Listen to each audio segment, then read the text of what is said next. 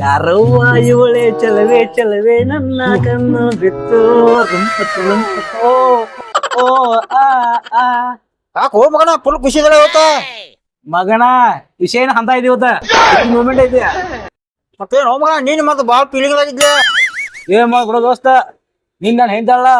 ಪ್ಯಾಟ ಹೊಳ ಕರ್ಕೊಂಡ ಮಾರು ದೊಡ್ಡ ಹಣ್ಣು ಹೊಳ ಸೀರೆ ತಗೊಂಡ್ಬಿಡ್ಲು 10,000 ರೂಪಾಯಿ ಸೀರೆಯು ಆಯ್ಕೊಂಡು ಕಾಲೇ ಮಾಡ್ಬಿಡ್ಲು ನೋಡಂದ್ರಕ್ಕೆ ಮತ್ ಇವತ್ತ ಯಾಕೆ ಖುಷಿ ಆಗಿದಿ ಮಗನ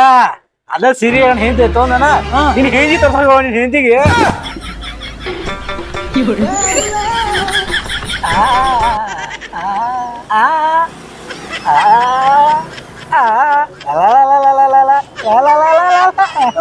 ಕಪ್ಪಿಗೆ ಬಿಟ್ಟು ನನಗೂ 10,000 ರೂಪಾಯಿ